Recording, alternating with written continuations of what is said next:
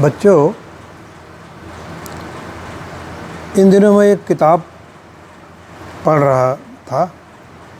उस किताब का नाम है आंतरिक बल।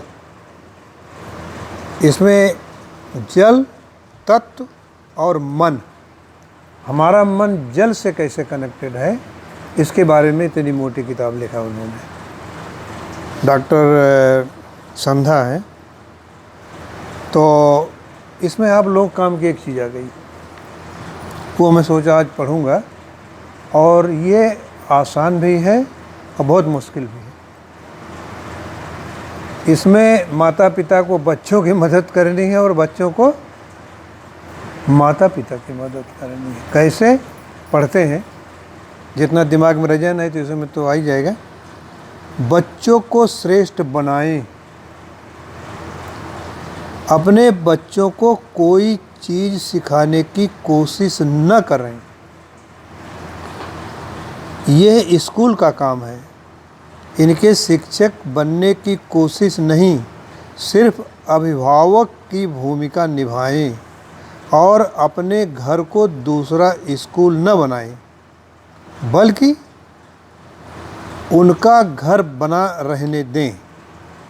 बच्चे चेतन रूप से जितना सीखते हैं, अवचेतन तरीके से उससे बहुत ज़्यादा सीखते हैं। वह लोगों और स्थितियों को देखकर सीखते हैं और इस सीख को आत्मसात करते हैं। याद रखें कि आपके बच्चे वो नहीं करेंगे जो आप उनसे करने को कहेंगे, बल्कि वही करेंगे जो आप करते हैं।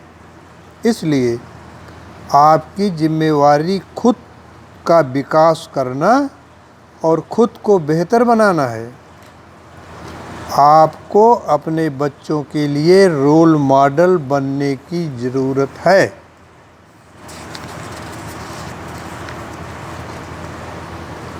जब हम ये तथ्य जानते हैं कि हमें अपनी संतानों को यही रोल मॉडल बनना चाहिए, तो फिर कई अभिभावक बच्चों को नसीहत क्यों देते रहते हैं और उन पर चिल्लाते क्यों रहते हैं।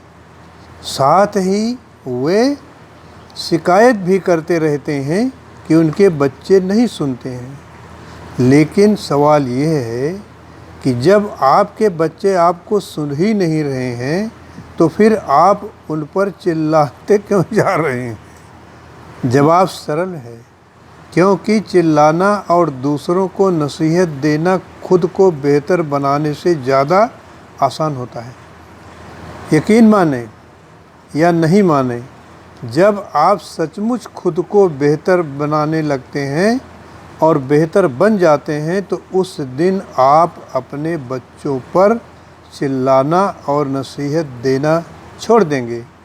और अद्भुत तथ्य ये है कि आपके बच्चे उसी दिन से आपको ज़्यादा अच्छी तरह सुनने और समझने लगेंगे। अगले कुछ दिनों तक इसे आजमा कर देखें। फ़र्क आप खुद ही महसूस करेंगे।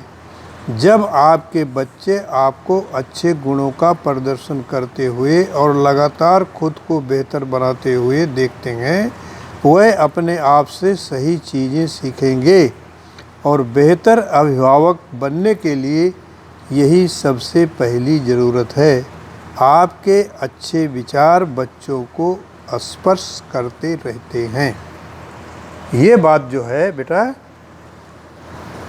बहुत आवश्यक है, लेकिन ये होता नहीं है। आप अपने परिवार को देख लो। हमको पढ़ते समय पर हमने काफ़ी चिंतन किया, तो भाई हमारे यहाँ तो ऐसे ही था। हमारे घर वाले मतलब गांव का था वातावरण, उन्होंने कभी उसको स्कूल नहीं बनाया, न कहा कि क्या पढ़ो क्या न पढ़ो। सिर्फ वो लोग ऐसे आदर्श थे कि हम लोग देख देख के सीख गए। भाई ये बहुत इम्पॉर्टेंट है। और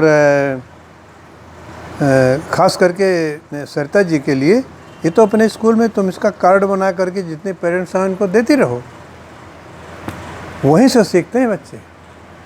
और ये जो स्कूल में तो बहुत थोड़ा पढ़ाया जाता है ना, देखो कितनी छुट्टियाँ होती हैं और वहाँ बहुत थोड़ी पढ़ाई होती है, लेकिन उसी में से कैसे कैसे आगे लोग क्या कहते हैं कि निकलते हैं।